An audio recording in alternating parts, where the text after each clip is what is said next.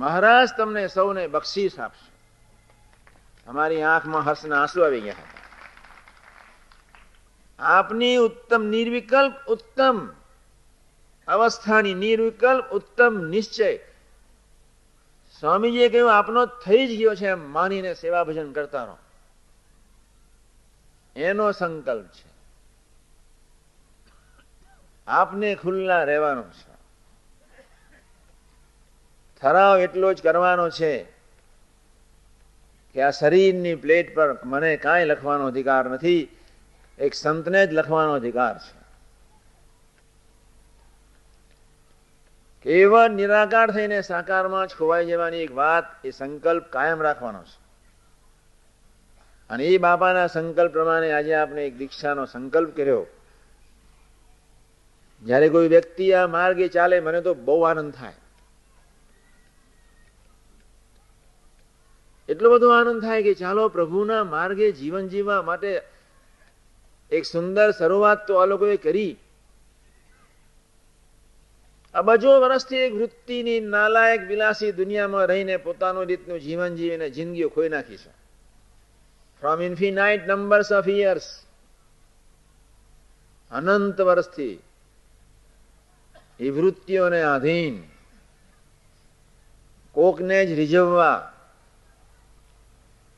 ઇન્દ્રિયો અંતંગના લાલન પાલન પોષણને અર્થે જ નર્યુએ દેહાધ્યાસનું દેહનું જ ભજન કરતા કરતા આ બધું દેહ છોડ્યા અને હજારો માણસો એ રીતે જીવી રહ્યા છે.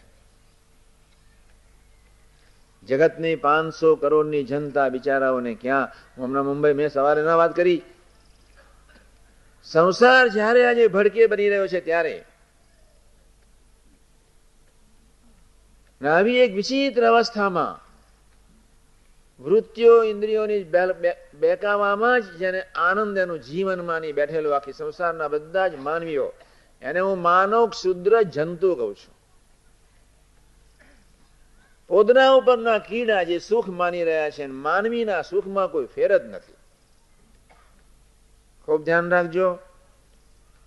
હું કોઈ પાગલપણમાંથી નથી બોલતો, ખૂબ વિચારીને બોલું છું. વડતાલનું 19નું વતનાથ બહુ પ્રેમથી વાંચી લેજો. કાંઈ છે નહીં. ગૌશાળાની ગાયો રચકો ખાઈને તમે સુરત વાળા ઘારી ખાઓ, બંનેનું સરખું સુખ છે.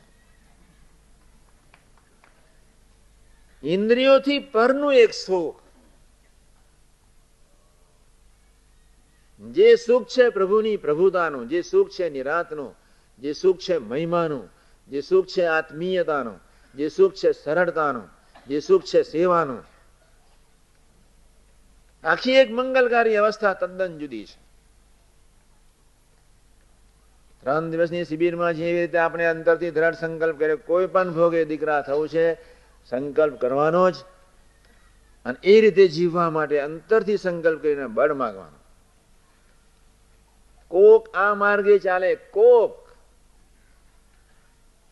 પરદેશની ધરતી પર અમે જઈએ છીએ. 2-3 વખત ગયો, અમેરિકામાં ફર્યા અને કોન્ટિનેન્ટમાં બી ગયો. પેરિસમાં 3 દિવસ રહી અને ચારેય બાજુ પધરામણીઓ કરી. આખું જીવન માનવ જીવન જોયું હોય તો કાંઈ મળે નહીં. ધ્યેય વગરના માણસો બિચારા દોડ્યા જ જાય છે, દોડ્યા જ જાય છે. ક્યાં જવાનું કાંઈ ખબર જ નથી. પેટ આપ્યું છે, ખાવા માટે ઉદ્યમ તો કરવો પડે, પણ ધ્યેય શું? શરીર તો મળવાના છે જ.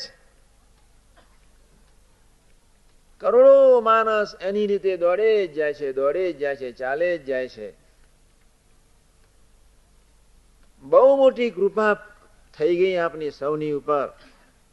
અક્ષર પુરુષોત્તમ સનાતન માવતનનો સંબંધ, શાસ્ત્રીજી મહારાજ અને યોગી મહારાજના સંકલ્પ પ્રમાણે જીવવાનો તમારો સૌનો તરવરાટ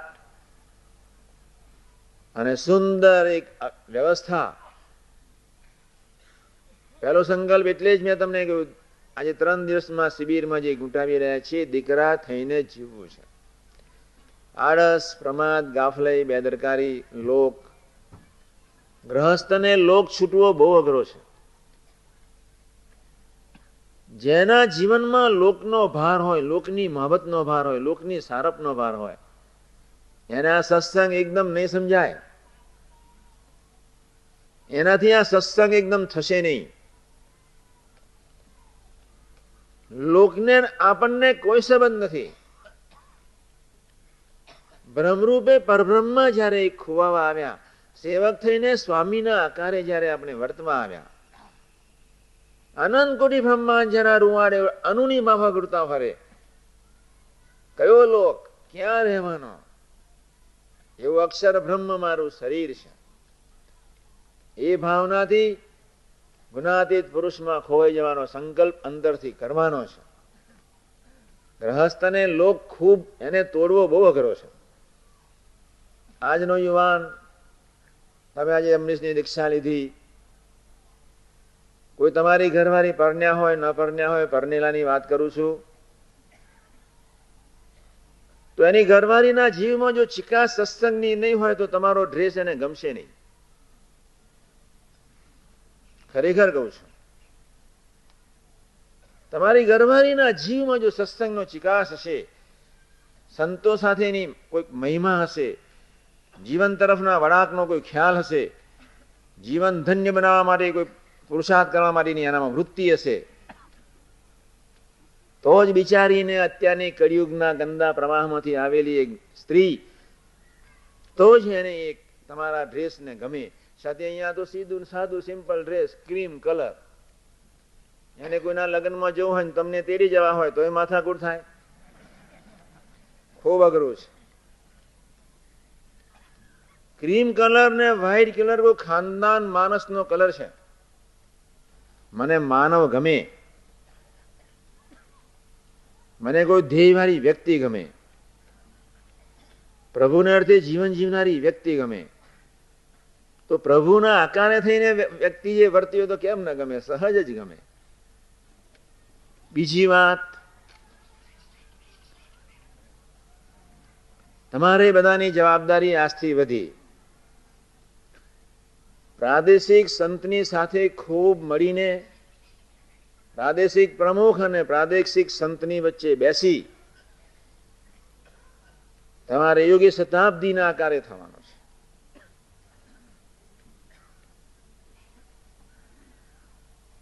બંને તરફથી જે કઈ સૂચનો આવે ત્યાં આગળ વગર પૂછે હું ક્યાં આવી જઈશ, પણ પ્રાદેશિક સંત અને પ્રમુખ મારફત જે કોઈ પ્લાનિંગ તમારા પ્રદેશમાં થતું હોય અને એ પ્રમાણે ત્યાં ખોવાઈ જઈને એક જિંદગી જીવી લેવી. પેલી બુકલેટમાં મેં જણાવ્યું છે, મારી બુકલેટ છે, નિરંતર એક સત્કર્મ કરવું, નિરંતર. આમાં એક નિયમ છે, નિરંતર એક સત્કર્મ કરવું. જે કોઈ પ્લાનિંગ પ્રાદેશિક સંત પ્રમુખ શ્રી તરફથી આવે એ અંગે આપણે મંડી જ પડવાનું છે. છેવટે ભજન, છેવટે વાંચન, છેવટે ગોષ્ઠી, છેવટે લેખન. પણ હવે નવરા નથી રહ્યો.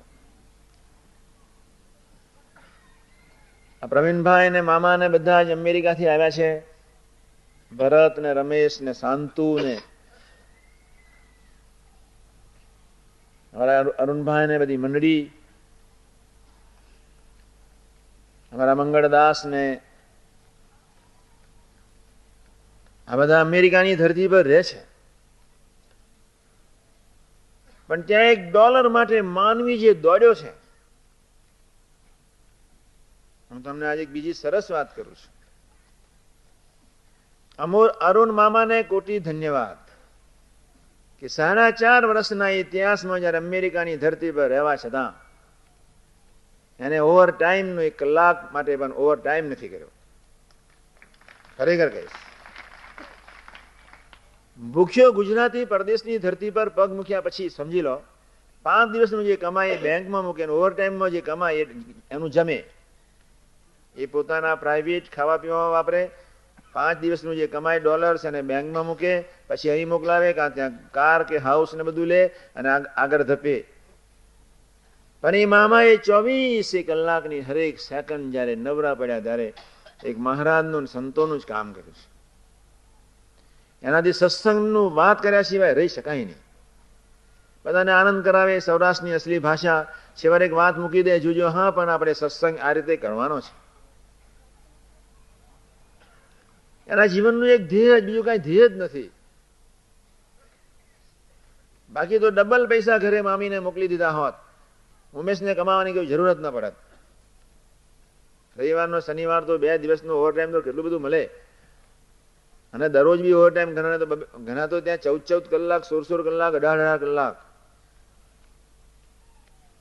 અમેરિકાની ધરતી પર ગયો, મને એમ જ લાગતું હતું કે હું એક જ શ્રદ્ધાવાન ધરતી પર જન્મ્યો છું. પણ જયારે ન્યૂ જર્સી અને ન્યુયોર્કની ધરતી પર જયારે 2 વ્યક્તિને મેં જોઈ, ત્યારે હું વિચાર પડી ગયો. એક અમારા ચંદુભાઈ ઓડવાળા, એની ઘરે હું રહ્યો. 3.5 વર્ષ સુધી 18.5 કલાક જે કામ કર્યું છે, એક પોતાની જિંદગીને